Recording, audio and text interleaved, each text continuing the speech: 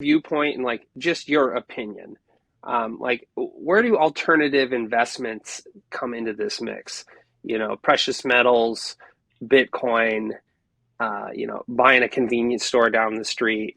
Like, how does all this equate into your mind in terms of wealth planning? Is it, a third or fourth thing you would add on?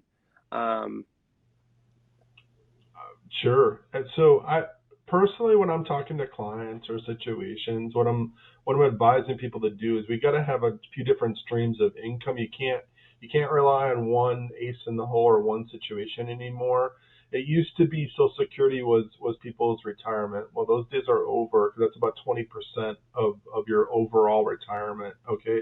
So then how do we make up that 60% to get to the 80? The recommended percentage is 70 to 80% of what you're living on today is what you're going to need in the future. So that's about 25 times on average of what you made over your life is what you need to save. And so investing in real estate's a good thing. Like you mentioned, maybe acquiring a business.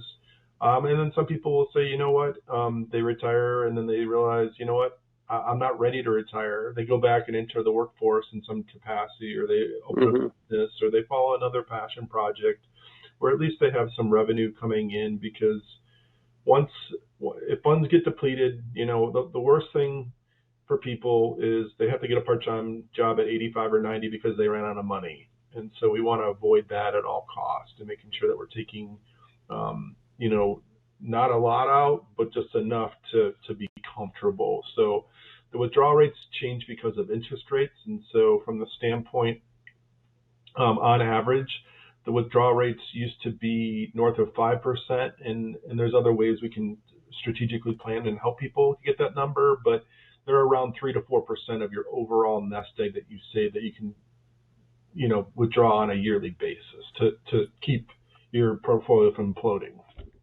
So let's say I had $1 million portfolio. That means I could withdraw safely 50,000 a year and still roughly maintain the principal. That would pretty much be the top, correct, in terms of where you wouldn't want to go above that. Hmm. Okay. So probably staying away from the casinos then in my golden years, because let's face it, I'm not the world's best gambler. Yeah, yeah, yeah. Don't want to take a calculated risk on a retirement or anything, but if they have bingo night, that's probably okay to attend to that, especially if they have free popcorn or tchotchkes to give away. Yeah, that's for sure.